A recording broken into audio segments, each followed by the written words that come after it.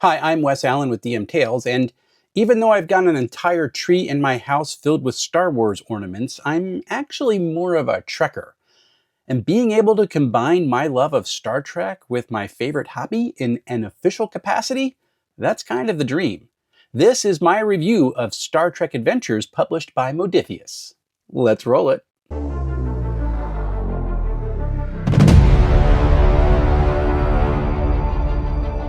To understand the core mechanics of Star Trek Adventures, you kind of need to look at the structure of the character first. So each character has 6 attributes: control, fitness, presence, daring, insight, and reason. During the character generation, these will end up with a value between 7 and 12. Each character also has 6 departments: command, con, security, engineering, medicine, and science. These will have ratings from 0 to 5. Star Trek Adventures is powered by Modiphus' 2D20 system, which utilizes a roll under mechanic. In-game tasks have a target amount of successes in order to be achieved, and they're resolved in 3 steps. First, the player and the GM together determine which attribute and department are best suited for the task at hand, and players are encouraged to be creative with their combination. There's no official list. As long as they make narrative sense, they can pick whatever combination they want. Second, the player adds the values of the chosen attribute and the department together. This becomes the target number to roll under for the success. Third, 2d20 is rolled, and any result under the target number is a success. If the character's got a focus in the department which has applied to the task, rolling under the department score, that counts as 2 successes.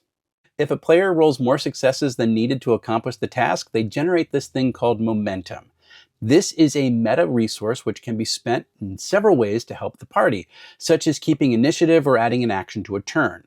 Each group can also store up to 6 points of momentum in a group pool, which can be spent like generated momentum, but it can also be spent to add more d20s to a roll before it's made, giving the opportunity for more successes. Rolling a 20 on a task roll generates a complication, which will hinder the character for the rest of the scene. And in certain situations, the complication range can be increased. So instead of just a 20, it can go from a 19 or 20 and even more than that. If a roll is unsuccessful, a player may choose to succeed at cost, which will automatically give that character a complication. And there are times in the game where you're going to feel your need to do that. GMs have a threat pool which counters the player's momentum. NPCs can spend threat in pretty much the same ways as momentum, but there are also a number of special ways to spend threat, which allows a GM to make the group's life interesting, such as bringing in reinforcements or altering the narrative scene. Threat is generated in several ways. First, if a player wants to buy off a complication, they can give the GM 2 threat. Second, when a character takes an action which would escalate the situation or potentially escalate the situation, such as trying to stealth scan a paranoid Romulan, 1 threat is given to the GM. And third, if a player wants to purchase momentum to use, often to add dice to a task roll, it can be purchased on a 1-to-1 basis. In addition to the attributes and departments mentioned in the core mechanics section, characters have a number of other elements which round them out into full-fledged denizens of the Star Trek universe. A player's main PC is created through this thing called a life path process, which feels like a less intense version of the Traveler character creation process, which is legendary for creating characters who may have had several careers by the time the process is completed. It's really cool. I am here for it in Star Trek. By the end of their life path process, a Star Trek Adventures character will be more than just a Klingon who enjoys science. They will be impacted by their environment, their upbringing, their career path, the length of their service, which will give guidance on a character's rank if that's applicable, and even significant career events. The process is fast, it's fun, and each step along the way guides players as they adjust their attributes and their departments to reflect the character's history. By the end, characters will possess a species ability, several traits which can affect tasks when appropriate to the in-game narrative, department focuses which mark the character's specialization. Think of 7 of 9's astrometrics focus in science. Give them specific values and talents that they've all picked up along the way. It is a lot of fun. But there is also a lot of number nudging, so paying attention is important. By the time the process is over, a character's attribute should add up to 56, and their department should add up to 16. And the one time I made a character without assistance using an online tool, I missed one tweak, and it took me a while to figure out where I'd gone wrong. I do kind of wish that the life path chapter would just be called character creation in the book's table of contents, though, because it would just make it easier to find pre-coffee. If you have ever watched a Star Trek episode, you may have noticed that it's rare for every member of the ensemble cast to be featured in an episode. The captain may not go on away missions. If no one needs a doctor or there's no engineering problem, then those characters will get minimal screen time. If you don't need a main character to die, then Harry Kim is just going to stay in the background. To give Star Trek Adventures an authentic feel, this focus shift needs to be continued in the game, but it creates a problem. How do you keep players engaged when their main character is stuck on the bridge, but the scene is transported down to the planet? This is where supporting characters come in. Auxiliary PCs have pre-assigned values for attributes and departments. They have 3 foci and a purpose. If a character is not a redshirt or the sacrificial specialist of the week, they may even survive the adventure and return for a later episode. And if so, they can be improved by adding to an attribute or department, granting the character another focus which broadens their usefulness on missions, or grant them a talent which will make them more capable. Supporting characters can also earn a promotion to main character status if that need arises. When the scene shifts and a player's main character isn't present, they're going to be handed a secondary character sheet and they'll continue to participate. That is a fantastic idea, and I love that it allows players to take on the role of a random redshirt and Chief O'Brien. As in Trek shows and movies, the ships in Star Trek Adventures become characters in their own right, to which the players are meant to become attached. Star Trek ships are the images of the universe. It's why watching the Enterprise burn up over the Genesis planet when I was a kid brought me to tears. And it's also why I've watched the appearance of the Enterprise D in Picard's 3rd season over and over and over and over and over. That was my Enterprise. And because they are so important to the Trek universe, Star Trek Adventure ships are constructed in a similar way to characters. Each ship has 6 systems which are treated much like character attributes: communications, computers, engines, sensors, structure, and weapons. Ships also have the same 6 departments PCs possess, which makes sense as the departments reflect what's needed to run a ship. Now, any task attempted on a ship has benefits. First, the ship makes a roll to assist the attempt using one of its systems and departments set to the target number. Successes and complications, the classic "we're losing matter, antimatter containment," are added to a player's roll. Second, when a task is attempted on the ship, it's treated as though the one rolling has a focus for that task. Rolling under the department, that counts as 2 successes.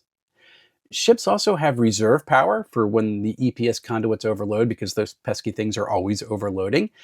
They can divert that power to a specific system.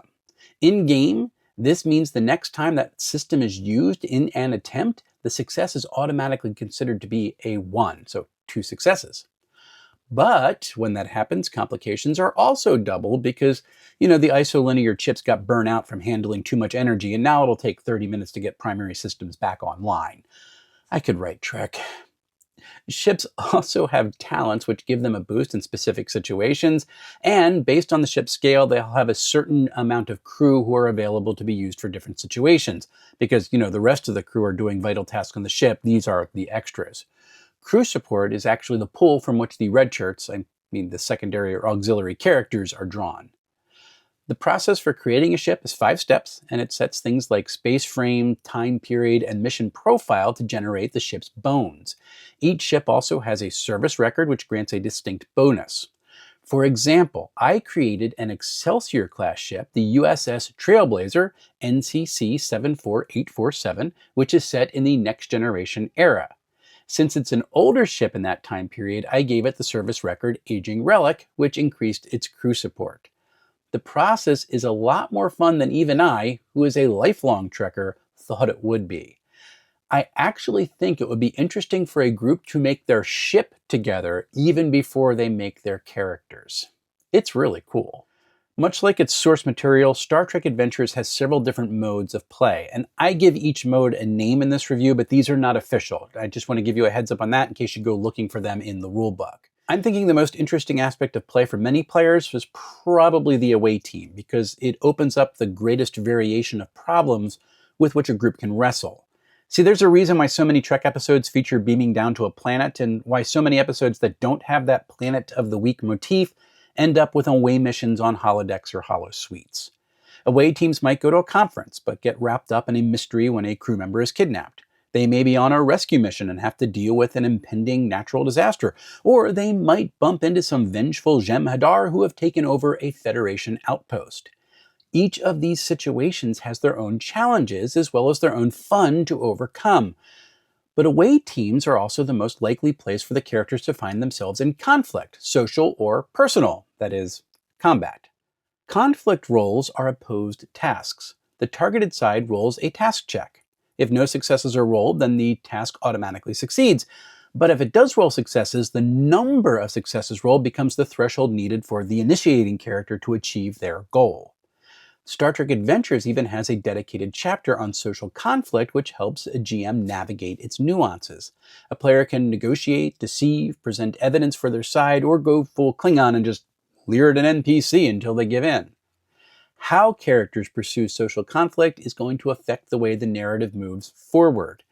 Intimidated PCs may give in, but they're also going to be looking for an opportunity to betray the party.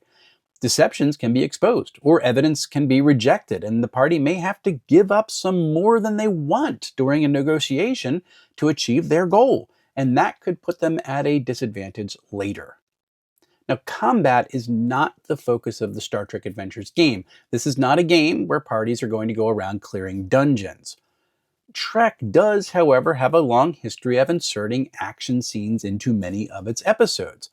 And a typical Trek fight, with some notable exceptions, is going to be resolved fast so the narrative can progress. Star Trek Adventures designs combat encounters to take on that kind of a structure.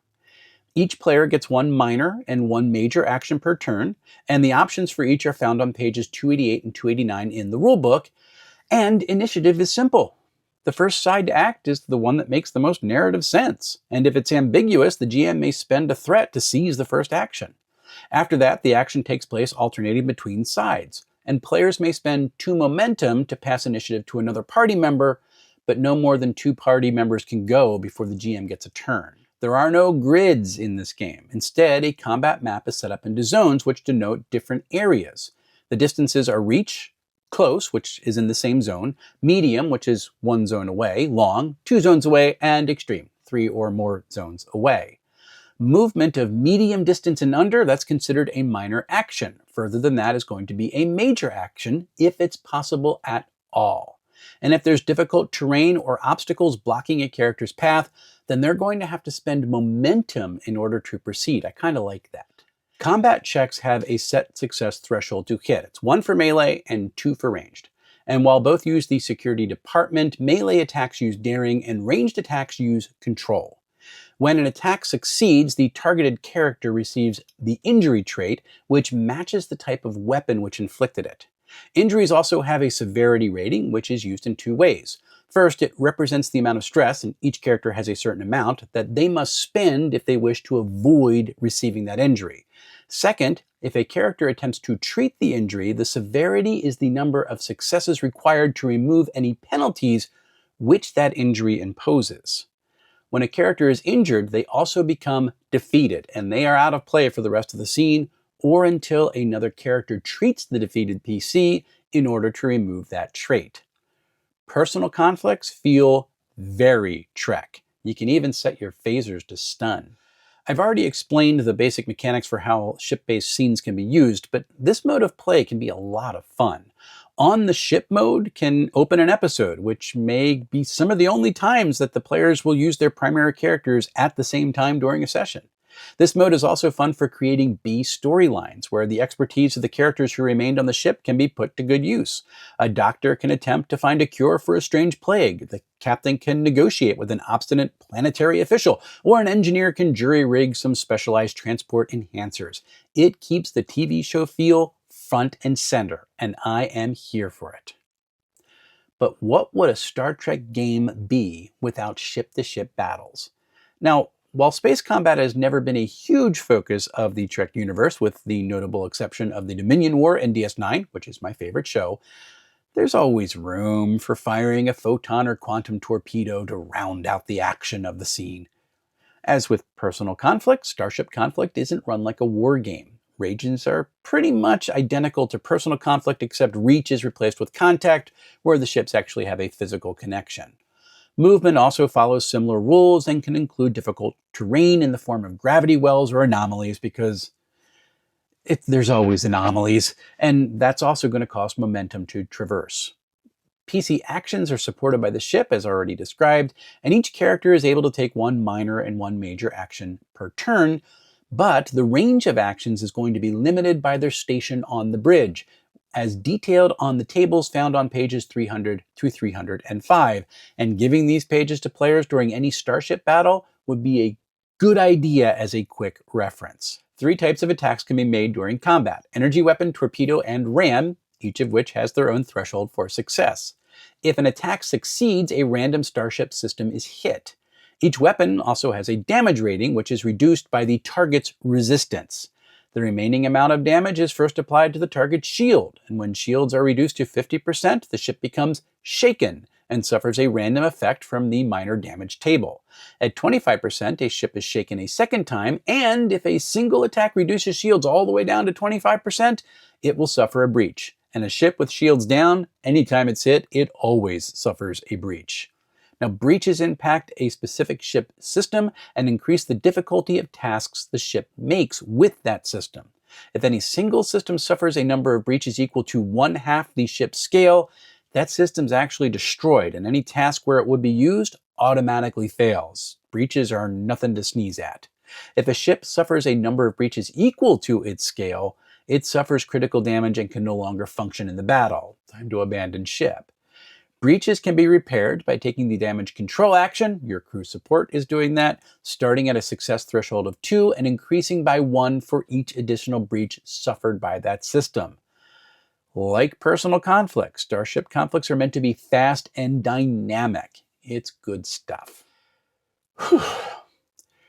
This is already one of the longest reviews I've written for a core rulebook, and I haven't even gotten to the product design sections yet. So I am splitting it up into 2, and I'll cover my remaining sections in a second video. But I gotta tell you, I like how this gameplay is set up. I was already intrigued by the 2D20 system, and I can't wait to run a full session using it in the near future. But Star Trek Adventures is just different. Every tweak made to the core mechanics is meant to make the game feel like a Star Trek episode. And I gotta say, the team nailed it. I will say that I was reading this book the first time, I was probably thinking that it was going to be a game I'd love to play, but I would be overwhelmed by trying to run. But then as I was writing this review, I began to think that running it may actually be in my future. There's just something so appealing about being able to toss some of my favorite Trek tropes at players and seeing what they do to overcome them. I could lock them on the holodeck. I could set them after a mystery which threatens to plunge a civilization into war. And I could even make the EPS conduits explode. I mean, there are rules, right? And of course, there would need to be moments for the captain to give that order. Fire photon torpedoes. Now, there are a lot of fiddly bits in this game, and designing a satisfying adventure where the players both feel they have agency and get to experience the different modes of play, well, that could be rather challenging. But this game oozes Trek from beginning to end, and as a lifelong Trekker, I approve. If you'd like to pick up Star Trek Adventures, you can get it from your friendly local game store or from the Modiphus website, where it sells for about $75 on the US store, and it does include the PDF as well. As a separate purchase, a PDF of the core rulebook goes for about $27. It ain't cheap, but it is very good. Part 2 of my Star Trek Adventures review will be the next review on the channel, followed by Dolmenwood and then the Broken Steps for Dreams and Machines. I will be at Page this week, and I hope to have some content from that wonderful event to share with you as well. I'm also looking forward to getting back in some scheduled live streams, so be sure to keep a lookout for those. Until we see each other again, folks, happy playing, everyone.